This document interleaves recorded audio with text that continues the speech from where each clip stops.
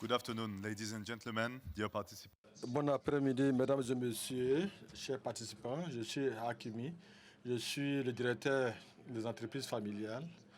Nous sommes heureux de vous avoir ici dans le cadre de ce panel. Et nos intervenants vont vous donner des informations sur la transition générationnelle dans le cadre des entreprises familiales. Nous avons, au nom des panélistes, Yasmine Sissa, directeur stratégique de Subdeco Dakar du Sénégal, seconde génération. M. Abdelatif, qui est le président de CTC Group, il vient du Soudan, deuxième génération de l'entreprise. Et nous avons le co-CEO du groupe NGS et CEO de Mamoga et Fanex du Cameroun, deuxième génération. M. Guzo, partenaire associé des fonds de capital investissement qui investit dans 80% des portefeuilles de l'entreprise familiale. Et Papa Youssoufa Ndial, fondateur et CEO d'un groupe, d'une entreprise familiale. Et M. Guillaume Dallet, directeur adjoint de Shell Maurice, cinquième génération. Le panel va commencer par une présentation de notre sujet par Yasmine, qui est notre expert du jour. Yasmine, vous avez la parole.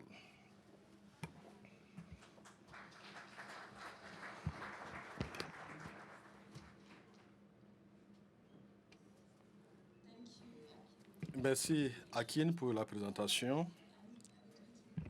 Je vais le faire en français. Je parle anglais, mais je vais shifter en français. Parmi vous, parler d'un sujet extrêmement important pour nos économies africaines.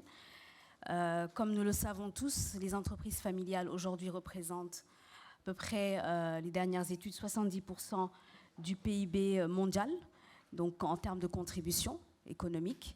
Et aujourd'hui, durant cet Africa CEO Forum, sachant que la thématique tourne aujourd'hui comment nous allons créer les champions qui vont accompagner en tout cas le développement du continent africain sur les années à venir. Et les entreprises familiales aujourd'hui jouent un rôle, bien entendu, extrêmement important. Donc sans plus tarder, je vais commencer sur la présentation. C'est bon ? Très bon. Pas. Doesn't work. No, it's okay. C'est bon. Très bien. Donc rapidement, on va faire un petit focus sur aujourd'hui les caractéristiques. Excusez-moi. Voilà, les caractéristiques clés des entreprises familiales. Aujourd'hui, c'est une thématique qui me tient à cœur parce que je travaille sur ces problématiques. Je suis dans l'enseignement supérieur et je fais ma thèse sur aujourd'hui les entreprises familiales en Afrique de l'Ouest en particulier. Et on constate qu'aujourd'hui, comme je l'ai dit tout de suite, c'est un key driver, c'est vraiment un point central des économies. Nous constatons aussi que l'entreprise, si nous voyons très bien, l'entreprise familiale africaine, elle est jeune. Quand on prend l'Afrique subsaharienne, qui a été pendant quelques années colonisée, et puis derrière, après la colonisation, les premières entreprises ont été créées dans les années 60. Donc nous sommes sur des nouvelles générations. Sur l'Afrique subsaharienne en général, et un peu plus vers l'Afrique du Sud, des entreprises qui sont beaucoup plus âgées. Et on constate aussi que dans nos économies, puisqu'elles sont pour la plupart informelles, que les family business sont informelles pour la plupart, et d'où le fait que nous n'avons pas beaucoup de données. Donc des sujets comme c'est pour cela qu'on s'intéresse de plus en plus à pouvoir quantifier, comprendre, connaître. Mais les SMI, les PME et les TPE, généralement sont des entreprises familiales, mais le manque de données ne nous permet pas pour le moment d'avoir plus d'informations sur leur impact, mais qui est clairement important, l'économie. Alors, comme je le disais tout à l'heure, 76% du PIB aujourd'hui est représenté par les entreprises familiales. Une étude qui avait été faite par INSEAD dans les années 2021. Et 60% des emplois dans le monde. Donc, nonobstant cela, c'est aujourd'hui l'un des premiers pourvoyeurs d'emplois. Alors, le sujet qui nous réunit tous ici, c'est vraiment comment aujourd'hui nous allons passer à la next step, next generation. Tout à l'heure, vous avez vu, on a parlé deuxième, cinquième, quatrième génération.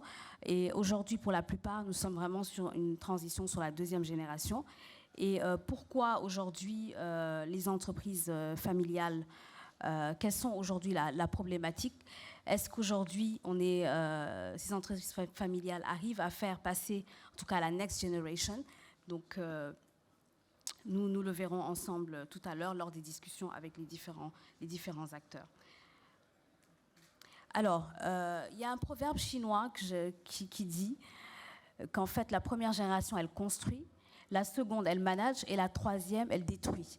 Est-ce que c'est le cas chez nous, dans nos entreprises, ou est-ce qu'elle sera? En tout cas, aujourd'hui, nous constatons qu'avec l'arrivée de la next generation, de next gen, avec tout cet environnement que nous avons, les polycrises, la Covid que nous venons de traverser, il y a aujourd'hui un process, je dirais pas forcément forcé, mais la prochaine génération aujourd'hui d'entrepreneurs, en tout cas dans les entreprises familiales, arrive avec des bagages, un bagage intellectuel assez formalisé, généralement étudié dans des grandes universités dans le monde, et arrive avec vraiment tout le bagage technique et managérial pour pouvoir accompagner le développement des entreprises familiales, en tout cas sur notre continent.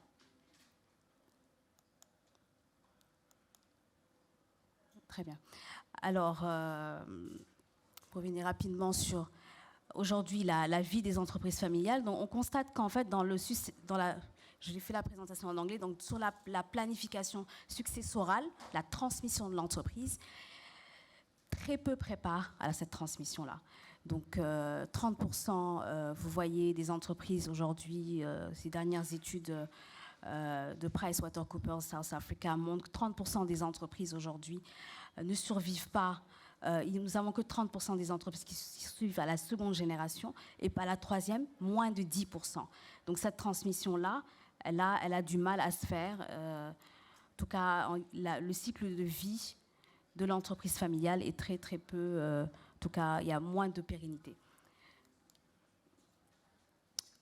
Voilà, très bien. Donc, comment aujourd'hui, la problématique, c'est comment passer à une autre étape, comment aujourd'hui les entreprises familiales pourront pérenniser leur activité et passer à la seconde génération.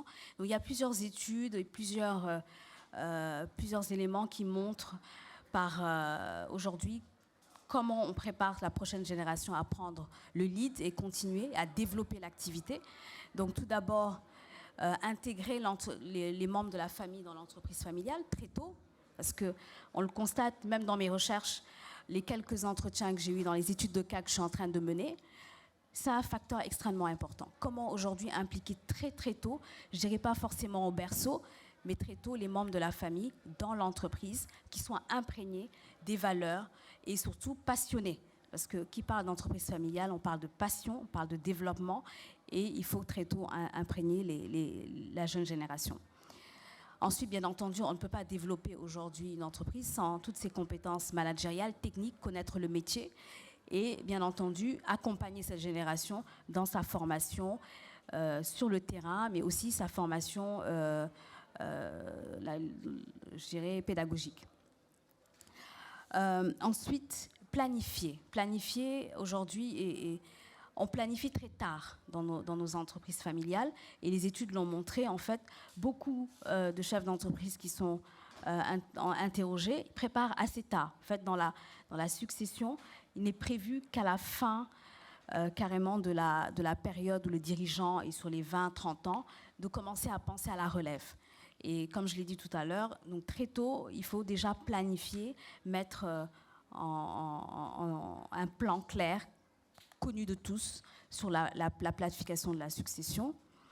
Ensuite, aligner le business, bien entendu, aux nouvelles générations. On parle beaucoup de développement durable, on parle actuellement de nouvelles problématiques, on a parlé des crises qui se succèdent, une indépendance au niveau économique dans nos pays africains, comment aujourd'hui on peut saisir toutes ces opportunités-là, mais aussi la jeune génération numérique, digitale, génération alpha, qui ne réfléchit pas comme forcément les dirigeants qui ont créé ces entreprises. Donc, il y a toute comment aligner la stratégie de l'entreprise avec cette nouvelle génération d'entrepreneurs qui vont prendre le lead. Et bien entendu, un maillon essentiel qui est la communication, qui doit être permanente, une communication claire et une communication soutenue tout au long du process.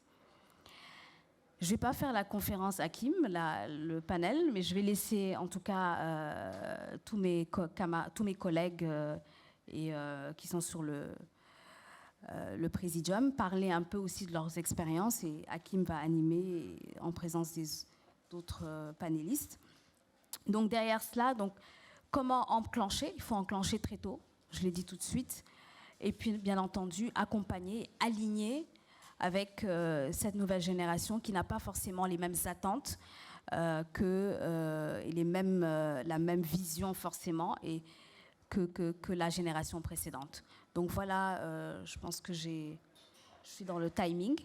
Je te repasse la parole, Hakim. Très bien.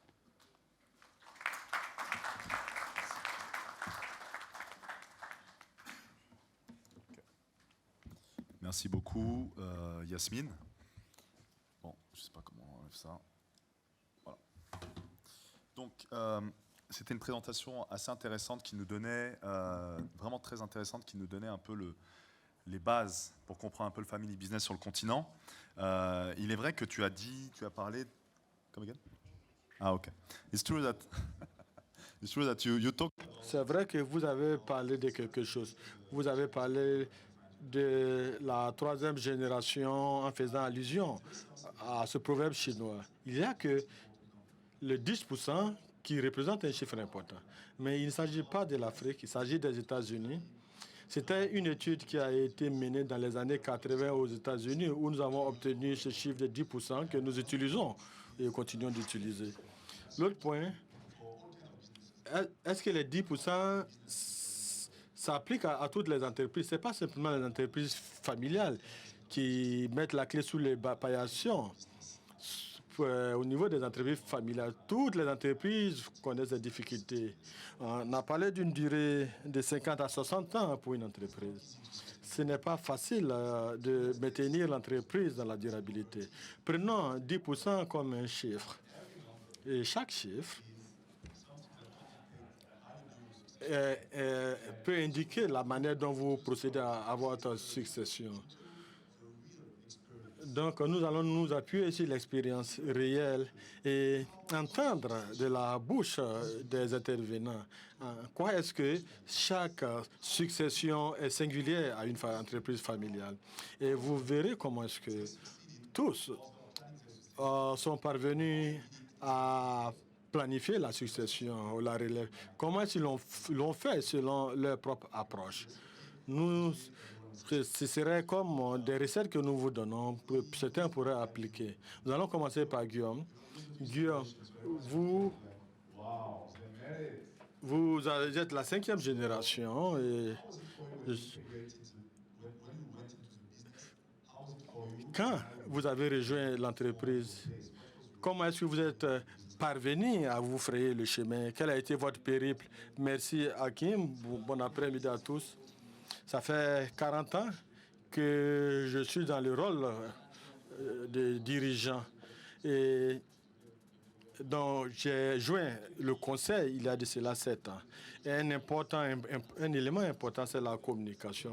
L'espace de communication est important. La ligne de communication est importante parce que vous devrez pouvoir échanger, partager avec les membres de la famille, le père, l'oncle, avec le respect et la confiance. C'est vrai. Parce qu'il y a la famille, il y a les partenaires, et les parties prenantes, les actionnaires qui sont tous assis autour de la table. Donc la communication est très importante. Mais le respect pour la gouvernance et la prise de décision est très important parce qu'en définitive, il y aura un président et quelqu'un qui jouera le rôle de CEO. Il y a des cas où l'entreprise est cotée en bourse qui fait intervenir d'autres actionnaires. Pour moi, il était très important pour moi de jouer un rôle de leadership. Et donc, passer du rôle des dirigeants à actionnaires et se dissocier. Et en définitive, la succession, c'est un aspect ponctuel qui doit être préparé bien en avant, qui doit être planifié. Au moment de la relève, vous devrez pouvoir faire posséder, échanger la vision en toute confiance et pouvoir envisager le futur de l'entreprise. Je suis reconnaissant pour mon père et mon oncle qui m'ont permis de joindre ou de traverser ces différentes étapes. Est-ce qu'il y a quelqu'un d'une entreprise familiale qui est passé, qui a fini la transition, qui est passé de la deuxième à la troisième génération? Je voudrais que Ahmed partage son expérience. Comment est-ce que vous avez créé la base de la collaboration et de communication entre les différentes générations? Merci Hakim, merci Yasmine pour la présentation qui a été faite. Je suis de la troisième génération dans notre entreprise. C'est une entreprise de 70 ans. Mais je suis beaucoup proche de la deuxième génération d'un point de vue technique parce que j'ai passé un plus grand temps dans la deuxième génération. La propriété s'est plus concentrée sur la gestion autour de la famille nucléaire. Le président c'était mon papa, le président. Donc très jeune, j'ai été amené à m'impliquer dans l'entreprise. C'est une autre histoire en guise de digression. Donc, il y a de cela, à 13 ans, j'ai pu voir tout le processus de croissance de l'entreprise où nous sommes passés de 50 à près de 2000 employés et en passant d'une entreprise familiale informelle où la prise de décision était centralisée et où l'actionnariat et tous les aspects managériaux étaient discutés à la maison, à la cuisine. Et nous avons cheminé vers une gestion de type structuré. Sur la base de mon expérience, j'ai connu un travail préparatoire avec des conseillers qui jouaient leur rôle. Vous savez que le modèle de les trois cercles, c'est-à-dire famille, appropriation et gestion. Sur le papier, c'est une chose, mais traduire cela dans la réalité, sur le terrain, demande que vous ayez une profonde compréhension du degré d'appropriation, du degré de gestion. Au moment où vous commencez à le faire, cela nécessite une analyse profonde de là où vous êtes dans votre entreprise, durant le cycle de vie de l'entreprise. Donc, maintenant, il arrive des moments où ça devient beaucoup plus compliqué, il faut beaucoup plus d'efforts. C'est la base de mon expérience. Après avoir travaillé 10 ans dans l'entreprise, j'ai décidé d'avoir une discussion qui n'était pas forcément plaisante, où j'ai commencé à parler de l'appropriation, la propriété, de gestion, tout cela en m'assurant de lui parler avec le respect nécessaire et avoir une mentalité qui puisse permettre d'inscrire les activités sur la durabilité. C'était un point de départ. Je me souviens que après que j'ai introduit le sujet, nous avons eu des vacances familiales en Moldavie. On n'en avait pas discuté parce que c'était plein d'émotions. Après quoi, nous nous sommes assis et nous avons décidé de discuter de ces discussions qui n'étaient pas forcément plaisantes. Et j'ai expliqué à la famille pourquoi est-ce qu'il fallait structurer l'entreprise. C'était des questions qui n'étaient pas les bienvenues. Généralement, ce sont des questions qu'on n'aborde pas, qu'on ne répond pas. Donc, parce que quand on décide de ne pas structurer les choses, nous confiner seulement dans le cadre familial, on finit par avoir une entreprise qui fait faillite. Donc, Donc, je pense que c'est depuis cette discussion que j'ai eue à la famille que tout a commencé à se dérouler. Donc, vous avez posé la question de la succession sur la table. Vous êtes la troisième génération, comme vous l'avez dit, mais vous vous considérez plus comme la deuxième génération. Je vais demander à quelqu'un qui est de la troisième génération. Papa, comment est-ce que vous avez préparé la place, le terrain pour la prochaine génération? Comment est-ce que quelles sont les dispositions que vous mettez en place pour que la prochaine génération puisse prendre la relève? J'ai dit à Hakim, lorsqu'il m'a adressé l'invitation, j'ai dit que ce groupe de personnes seront des amis. Une fois je voudrais vous remercier pour l'invitation qui nous a été adressée. Je vais commencer par dire que on n'a pas commencé comme entreprise familiale. Ceux qui connaissent l'histoire de la Gambie savent qu'on a eu une dictature pendant près de 22 ans. Pour nous, on avait une structure au début. On avait des actionnariats au niveau de la direction parce que personne ne voulait investir. C'est devenu une entreprise familiale de facto où les membres de la famille s'impliquent. Au début, il n'y avait pas de bourse, il n'y avait rien. Personne n'a voulu investir en Gambie parce que c'était un investissement à risque. Cela m'a permis d'avoir une perspective ou un angle différent. En guise de réponse à votre question, je veux bien croire que, avec le temps, nous avons mis en place les structures. La Gambie est un petit pays. Même si vous avez des personnes externes qui travaillent, dans la famille, il y a les cousins et autres. Ses parents, nous sommes une petite famille. Toutes ces personnes se sont impliquées. On s'implique dans ce que vous faites. Mais ce que nous avons fait, j'ai fait l'audit pendant plusieurs années. J'ai eu l'audit de compte en 2001, en 2002. Donc, je crois que la structure est très importante. Et je crois également je dirais, au stage.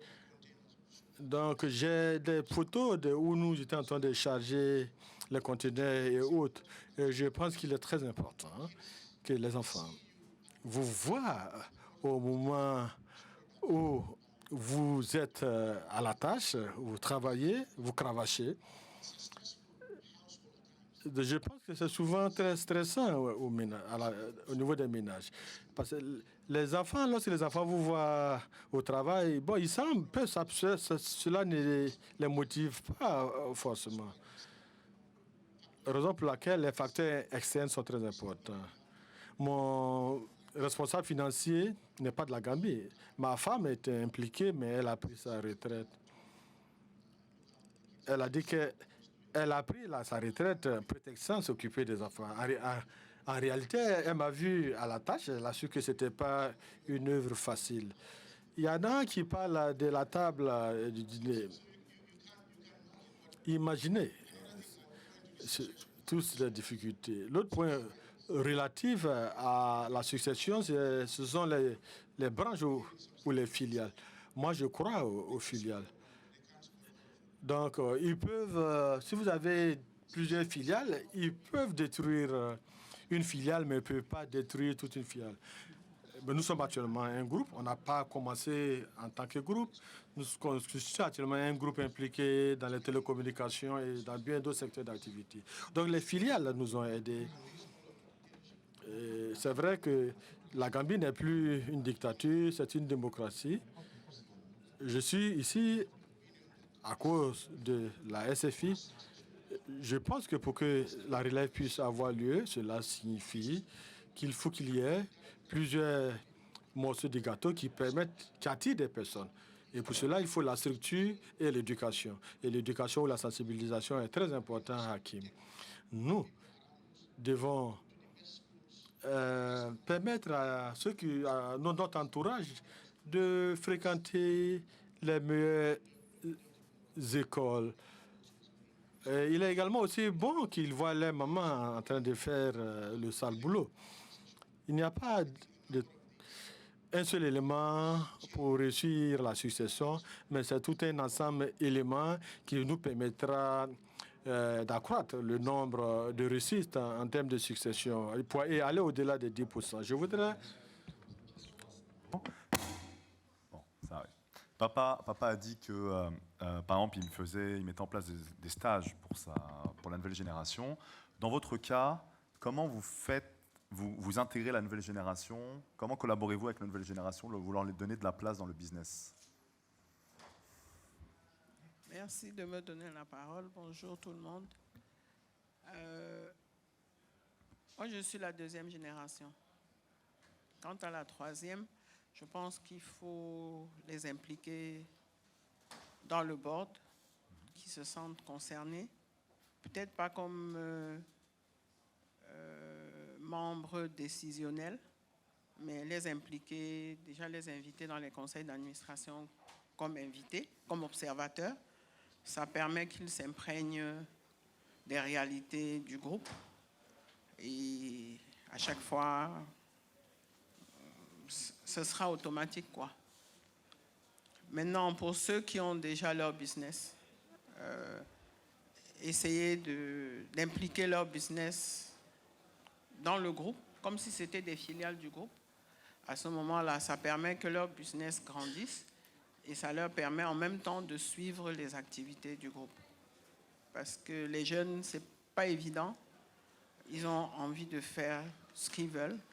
Mais je pense qu'en passant par cette implication, ils vont pouvoir s'intéresser. Très bien, merci beaucoup Henriette. Je vais passer la parole à... I'm going to give the floor to Luc, next to you. La parole à Luc, qui est à vos côtés. Luc, vous avez investi dans plusieurs entreprises familiales en Afrique. Il y en a dans le panel. Est-ce que vous pouvez nous donner un exemple de transition réussie? Je vais le faire en anglais ou en français. Bon, l'anglais, ce serait mieux pour les panélistes. Je voudrais m'excuser. I would like to... Merci de ne pas me lyncher à la sortie.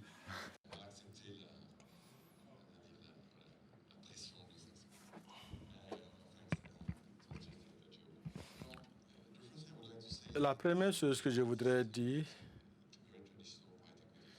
donc nous sommes un fonds de capital investissement traditionnel. Nous avons investi dans 55 entreprises sur le continent. Et donc 80% étaient des entreprises familiales. Et c'est ce que nous faisons au jour le jour. Et la première chose que Papa et Saïd ont abordée, donc vous entrez dans une famille, les gens vous souhaitent la bienvenue dans leur maison, pas dans la chambre, autour de la table, le week-end ou le samedi matin. Si vous demandez, vous ne demandez pas à Equity Fund de se joindre à cause de l'argent. Donc vous les invitez les week-ends dans la maison familiale pour parler des complexités de l'entreprise. Et la première des choses, ou le premier levier, c'est la confiance.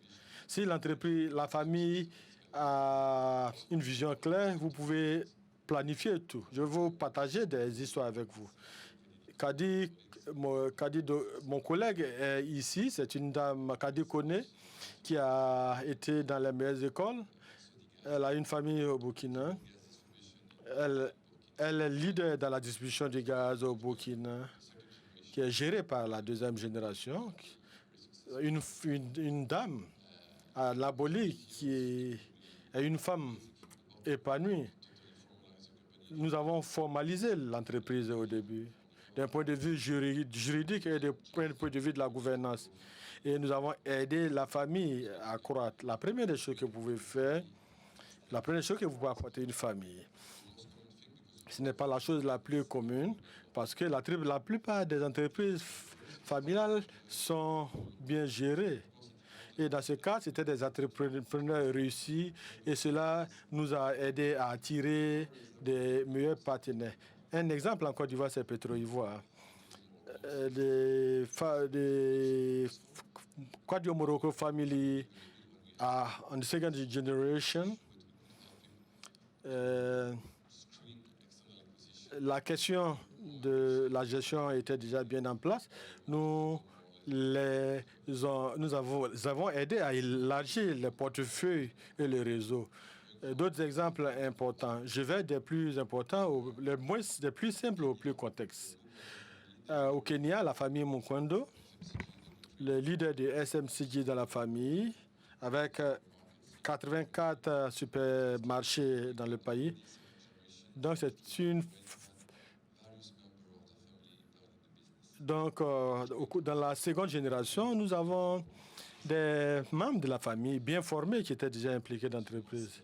Comme Guillaume le disait, d'abord, il faut impliquer les membres de la famille comme des employés, c'est-à-dire au bas de l'échelle, et graduellement comme dirigeants et ainsi de suite. Pour eux, donc, il fallait les mettre dans une position où, au sein du conseil, ils puissent avoir une position neutre et avoir à l'œil que l'intérêt de l'entreprise.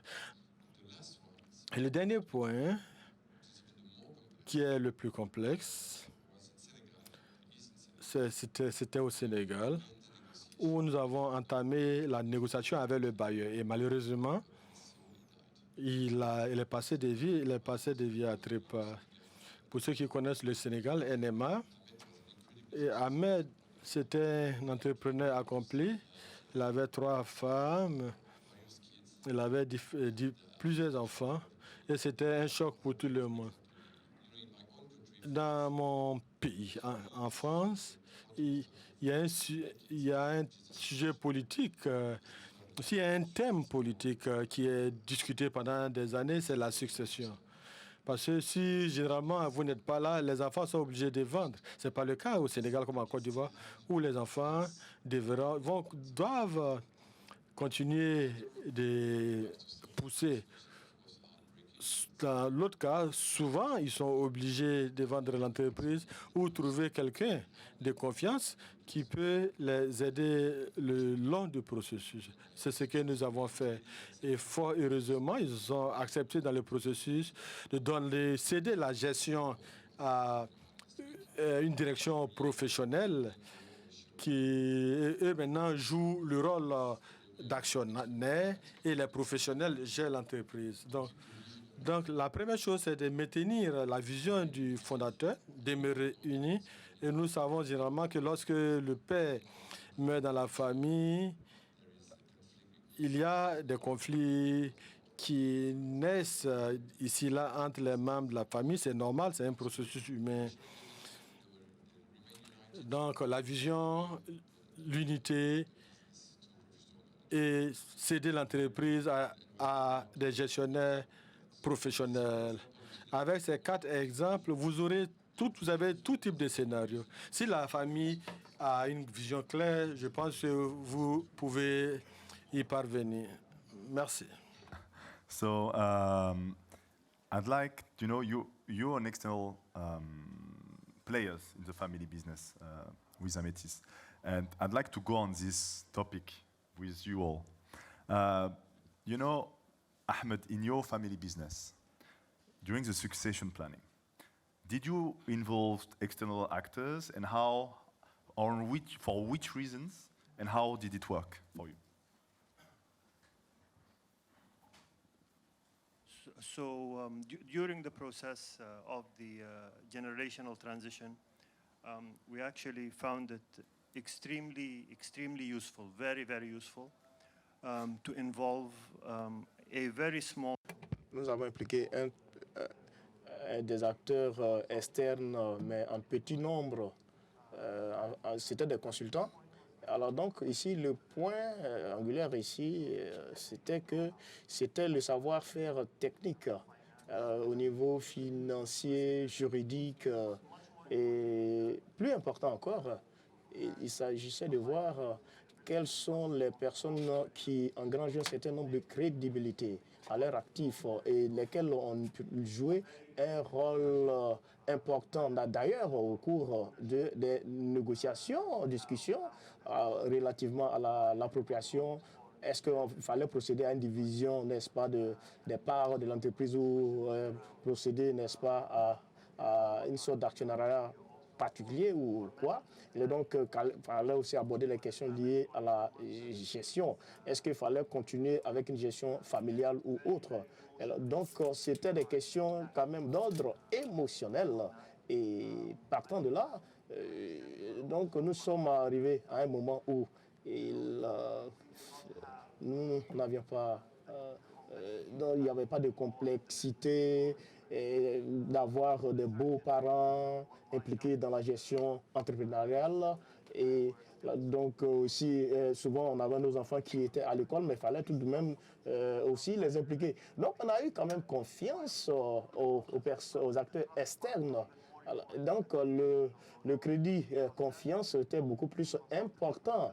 Et aussi, on avait également un certain nombre de consultants qui étaient, n'est-ce pas, associés. Donc, et ça, c'est une partie très essentielle. Et là, au niveau de la transition générationnelle, il faut quand même voir qu'il y a des différences qu'on enregistre d'une génération à l'autre, parce que souvent il faut, n'est-ce pas, passer le cap de certains aspects quand même traditionnels et faire une sorte de shift vers le modernisme. Et une des choses, c'est que très souvent le cadre est beaucoup plus informel. Et de sorte que finalement nous sommes assis, nous avons écrit un certain nombre de règlements, lesquels, n'est-ce pas, pouvaient être utilisés par nos enfants. Et cela a pris, n'est-ce pas, assez de temps. Alors donc, de sorte qu'il fallait, n'est-ce pas, poser ces balises de sorte que les épouses des uns et des autres ne viennent pas s'interposer et s'opposer. Finalement, nous avons dégagé un cadre beaucoup plus solide qui pourrait bénéficier aux générations à venir. Alors donc, je voudrais ici dire qu'on peut, n'est-ce pas, compter avec les acteurs externes. Et c'est pour dire qu'au niveau de la transition, il faut un certain nombre d'éléments, et notamment les éléments structurants qui sont très importants. Et sinon, sans cela, on n'aurait pas pu faire quoi que ce soit à notre niveau. Donc, là, c'est là qu'on a pu résoudre un certain nombre de points de façon amicale. Henriette, donc je voudrais encore Marc. Donc sur le rôle des acteurs extérieurs, donc là Ahmed parlait de formaliser le business, d'aller de la première à la deuxième, la formalisation, puis de la deuxième à la troisième. Vous êtes deuxième génération, la troisième génération, il me semble, est déjà un peu impliquée dans le business. Comment vous impliquez aussi les acteurs externes dans votre entreprise, dans tout cet aspect-là de succession? Merci. Je pense que les acteurs externes, c'est très important, surtout dans le cadre de l'industrie. Parce que l'industrie a besoin d'une continuité. On ne peut pas mettre la famille partout. Dans notre cas, nous avons dans l'exécutif, tous nos directeurs généraux ne sont pas de la famille. Nous avons des administrateurs indépendants qui ne sont pas de la famille.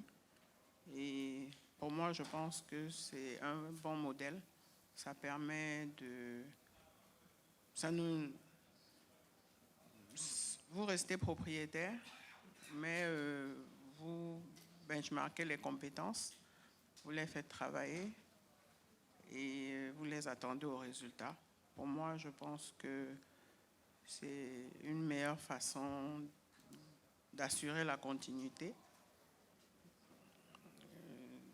La gouvernance, c'est très important, surtout dans le cadre d'une industrie, parce qu'une usine ne saurait s'arrêter parce que la famille n'est pas en train de s'entendre. Donc moi, j'opte pour ce modèle d'impliquer les membres du board indépendants, de faire appel aux compétences techniques. C'est aussi très important. On ne peut pas toujours les piocher dans la famille, à moins d'être une centaine dans un groupe. Il y a beaucoup de gens qui y travaillent et je pense que c'est important de faire appel à tous les niveaux aux personnes extérieures. C'était mon petit apport. Merci beaucoup Henriette. Et en parlant de désignation, je regarde tout de suite vers Guillaume. Guillaume, pourrais-tu nous parler un peu de comment vous désignez dans votre family business le futur CEO, deputy CEO, s'il te plaît? Yes, thank you. So we just went through the process actually. On a démarré le processus il y a un an de cela. Alors, donc, on a abordé la question liée au successeur. Et alors, donc, on n'avait pas d'actionnaire au niveau de la famille. Et donc, à ce niveau-là, il fallait mettre en place un comité de nomination, lequel, n'est-ce pas, était présidé par un directeur externe. Donc, à ce niveau, il fallait aussi, n'est-ce pas, travailler avec un certain nombre de personnes ressources dont la crédibilité est reconnue, la réputation est connue. Donc, à ce niveau-là, le comité de nomination a travaillé, lequel, n'est-ce pas, a procédé à des tests au fin, n'est-ce pas, de dégager les différentes capacités et les compétences requises. Donc, lesquelles, naturellement, ont eu recours aussi, n'est-ce pas, aux contributions du conseil d'administration. De mon point de vue, alors donc, c'est très important pour l'entreprise familiale. Donc, il faudrait d'abord considérer, n'est-ce pas, voir en perspective l'entreprise, voir ce qu'il faut faire pour l'entreprise, pour qu'elle avance. Et que ce soit... Parce que souvent, on s'interroge pourquoi est-ce que c'est lui, au niveau de la famille, qui est à tel poste ou tel poste. Donc, il faudrait voir le profil, n'est-ce pas, des différents candidats. Et il faut aussi voir, n'est-ce pas, toutes les fois qu'on mène le processus à terme, il faut voir à ce niveau-là quels sont les différents rôles qui sont joués, parce qu'il faut aussi, n'est-ce pas, apporter une sorte de justificatif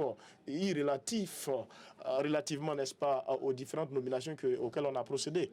Et donc, comme vous le savez, il y a diverses manières de le faire, de procéder aux dites nominations. Alors, donc, cela, n'est-ce pas, donne un certain nombre d'idées, surtout. Donc, vous avez dit que vous avez parlé d'un comité de nomination indépendant. Vous avez également parlé d'un certain nombre de partenaires. Alors, dans votre cas, je voudrais savoir comment est-ce que vous avez procédé à la construction de la confiance, l'édification de la confiance en termes de valeur ajoutée à votre entreprise. Oh, we don't get the speaker, please. He has to on his mic. We don't get the speaker. On n'entend pas, on ne l'entend pas. On ne l'entend pas, s'il vous plaît. Microphone, please. Microphone.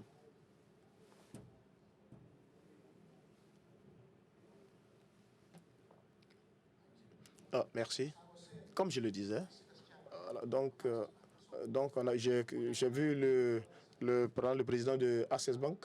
Donc, il fallait chercher un certain nombre de personnes, ressources, lesquelles peuvent travailler à la croissance de l'entreprise. Donc, il ne faut pas mettre la barre aussi bas en tant que gestionnaire de banque, banquier. Il faut me fournir un certain nombre de personnes, ressources, lesquelles ont regorgé d'un certain nombre d'expériences en la matière. Alors, donc, de mon point de vue, alors donc, en tant que président du groupe, lequel discute avec un certain nombre de partenaires, je crois qu'il faut, n'est-ce pas, avoir l'air non quand même qui ne souffre d'aucun problème, aucune réputation à l'international. Il faudrait aussi voir dans quelle mesure ils peuvent apprendre en tant qu'individu, apprendre auprès de l'entreprise. Il y a des opinions selon lesquelles, alors, donc, vous n'avez pas un certain nombre d'investissements parce que certainement que vous n'avez pas rempli un certain nombre de qualités, de conditions prérequises. Donc, il faut d'abord...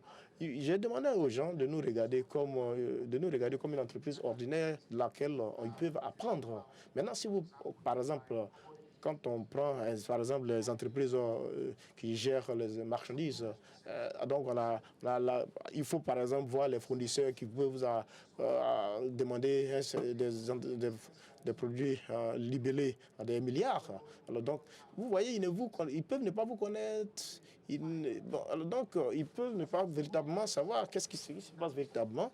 Alors donc, qu'est-ce qui peut vous aider dans de telles situations donc, dans un pays comme la Gambie, qui est un petit pays, alors donc on se connaît tous.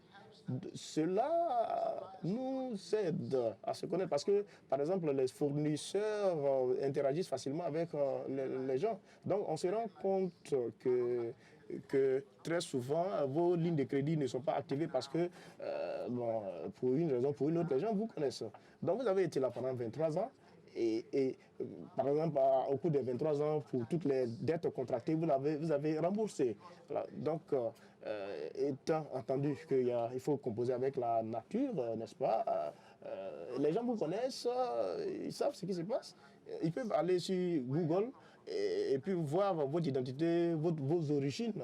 Et donc, il faut s'assurer que, quand même, ces facteurs pris en compte atténuent plus ou moins. How's it?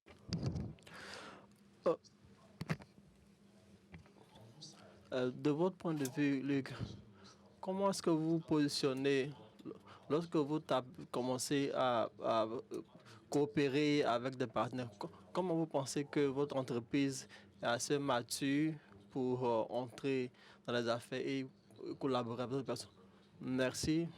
Je vais certainement répéter et résumer ce que la plupart des collègues ont dit. La première des choses qui est importante, c'est d'avoir une vision commune. Avoir une vision commune avec tous les membres de la famille. Cela implique que tout ce que vous avez mentionné, vous devez préparer et former la deuxième génération, les membres de la famille, même s'ils n'agissent pas dans l'affaire.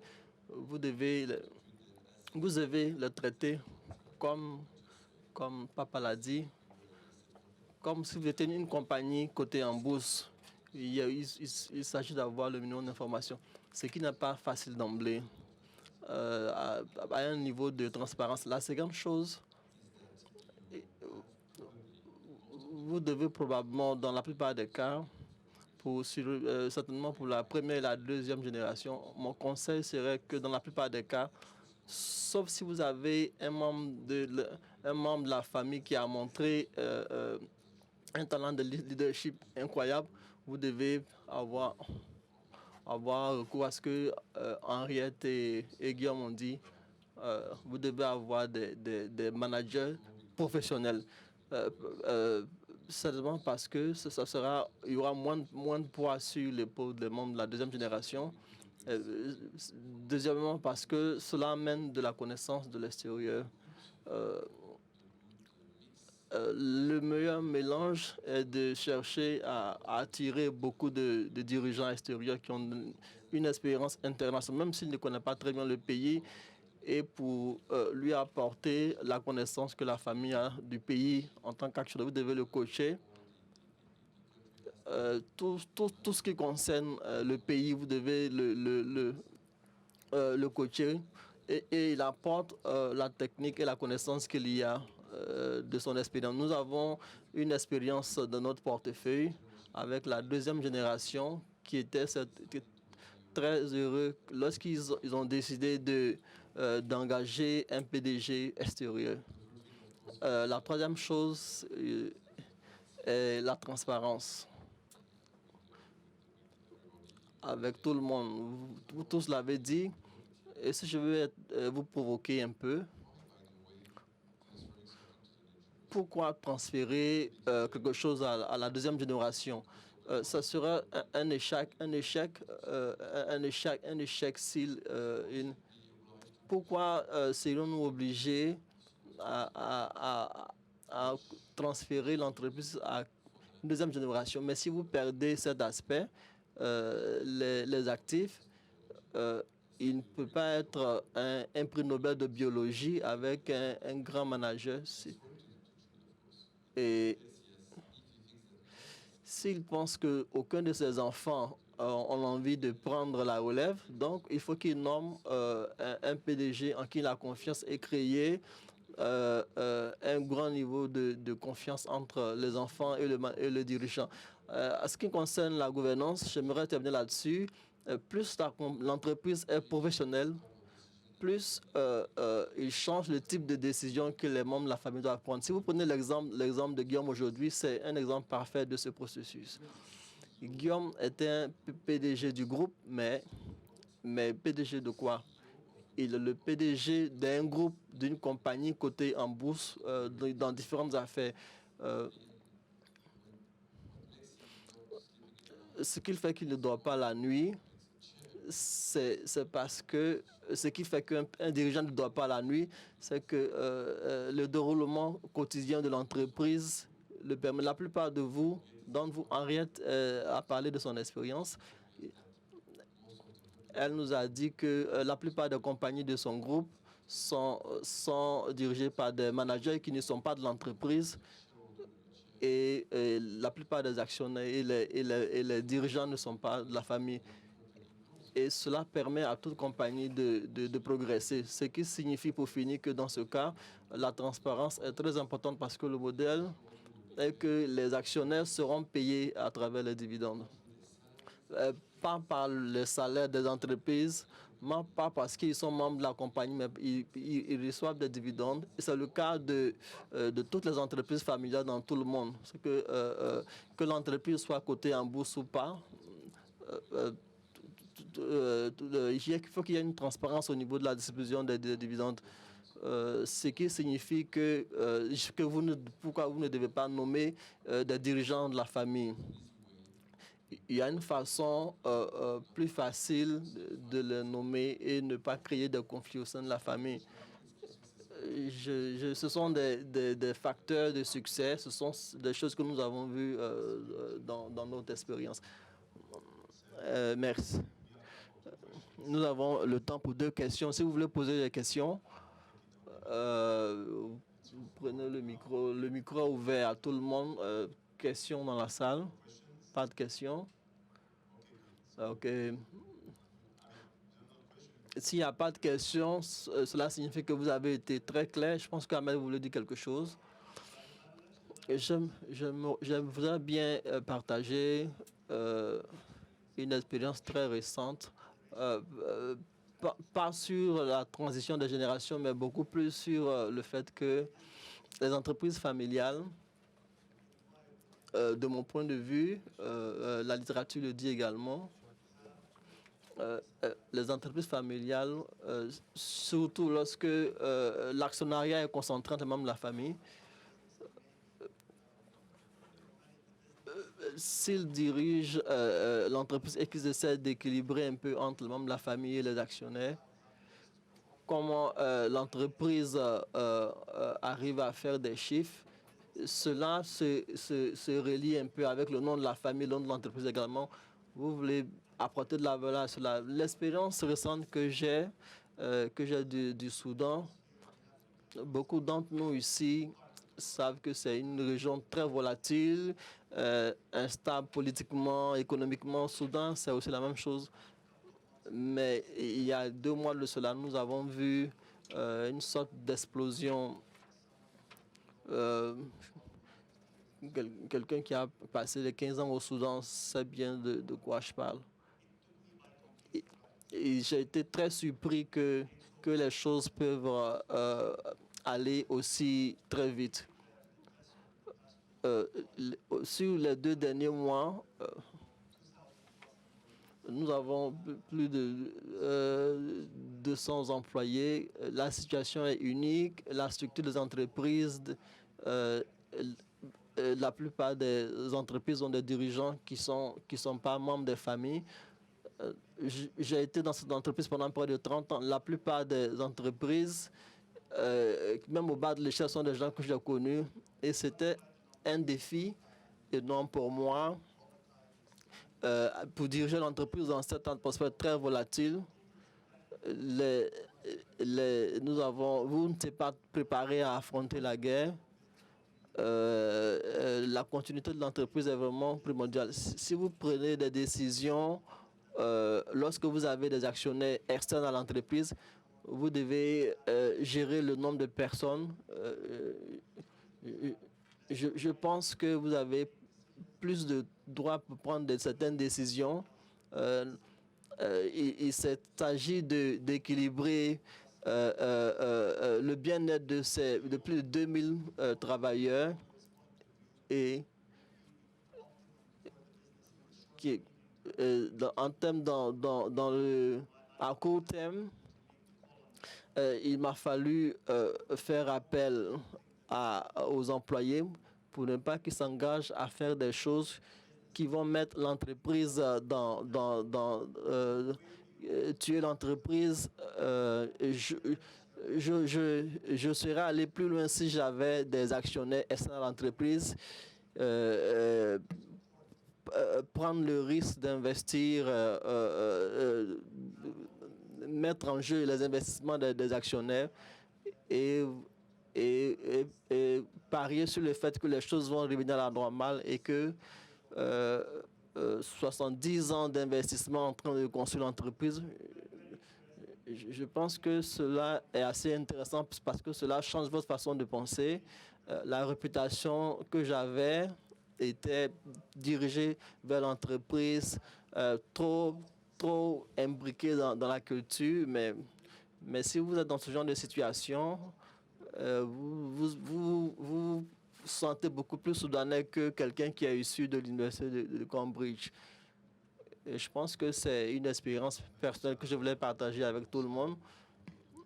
Je suis désolé, nous n'allons pas pouvoir prendre des questions. J'aurais bien aimé je voudrais bien que chacun prenne la parole pour 30 secondes pour donner des conseils à la nouvelle génération.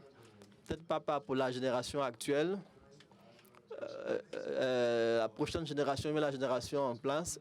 Il est important que la génération actuelle fasse de la place pour la prochaine génération. Et j'aimerais conclure sur cet aspect. Yasmine, vous avez la parole.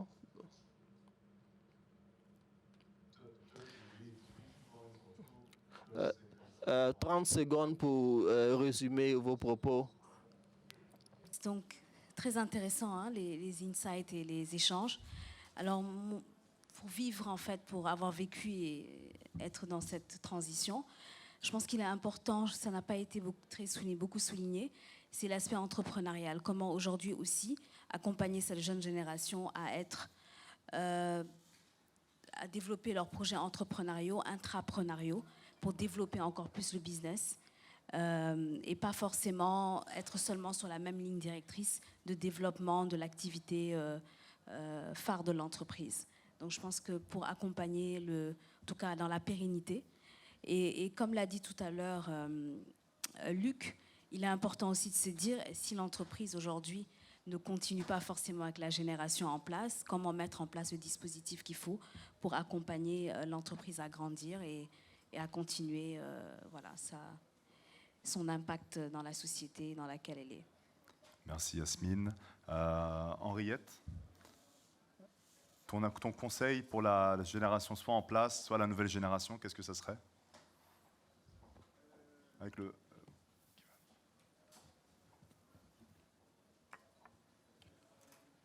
J'irai dans le même sens que Yasmine.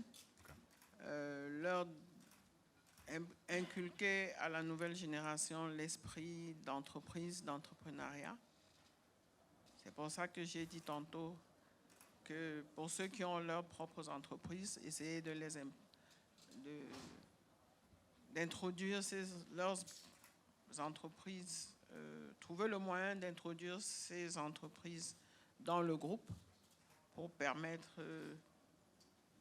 leur permettre de grandir et de se sentir davantage impliqués, pour ne pas les étouffer, comme ils disent. Donc, les laisser en même temps libres, indépendants, mais qui soient considérés comme des filiales du groupe. Ça permet de les coacher, ça permet de faire grandir leurs propres entreprises. Merci Henriette. Et j'insiste sur le fait de les impliquer dans le board assez tôt. Là, ils se sentiront plus concernés. Très bien. Maintenant, quant aux acteurs externes aussi, j'insiste, je pense que c'est une bonne façon de faire. Ça permet d'avoir du recul, ça permet de développer. Ça ne change en rien le fait que vous soyez propriétaire et que vous ayez le dernier mot, mais ça règle beaucoup de problèmes de gouvernance, en fait. Merci. Merci beaucoup. Je demanderai, désolé, sorry, Luc, Papa and Guillaume, just in one sentence. Luc, juste en un ou deux mots, le temps, nous avons très peu de temps.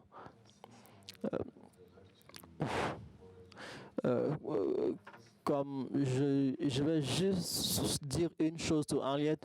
J'ai commencé ma présentation en disant que si vous choisissez bien vos partenaires pour la prochaine génération, ils ne seront pas guidés par les chiffres. Je peux donner plein d'exemples qui justifient cela. Nous avons l'inexpérience après le Covid,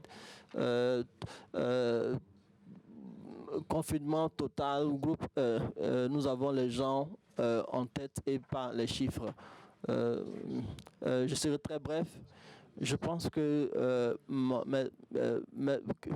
quand est-ce que vous rendez le tablier, quel est le format de succession et naturellement pour les partenaires externes, quels sont ceux que vous acceptez et combien de personnes? Et mon dernier mot est ce qui n'a pas été présenté, la question de la polygamie dans la culture africaine. Je voudrais dire là-dessus que je suis obligé de marier une seule femme absolument, je ne peux pas faire autrement. Merci pour. De mon point de vue, c'est votre état d'esprit. Vous devez être le plus professionnel, bien sûr. Soyez prêts à vous battre, à vous développer, et de pousser votre carrière et demander des revalorisations salariales. Et quand vous avez des discussions avec votre père, avec votre oncle, vous devez être assez confiant dans votre capacité professionnelle pour discuter avec vos parents. Ce que nous voulons, c'est que travailler, avoir une entreprise familiale demande beaucoup. Peut-être que, vous savez, quand les entreprises familiales travaillent ensemble, ils peuvent créer quelque chose de durable et cela est très bon à prendre et cela a un grand impact. Particulièrement pour le continent africain qui est champion des entreprises familiales. Si je vous parle des grandes entreprises en Afrique, vous allez parler d'entreprises sûrement dont on ne connaît pas. Et il semble que la succession est assez difficile. Vous devez passer le relais entre les générations en place et la prochaine génération.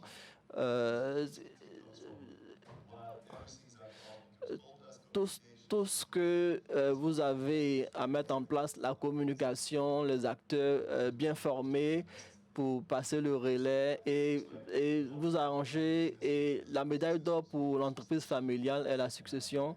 Et je pense que je le souhaite à toutes les entreprises familiales. J'aimerais qu'on applaudisse pour tous nos panélistes. Merci à vous. Merci Yasmine, merci Ahmed, Henriette, Luc, Papa, Guillaume, beaucoup de noms. Il y avait une énergie positive aujourd'hui portant sur les entreprises familiales. Toutes les entreprises familiales peuvent se développer et elles développent le futur de notre continent.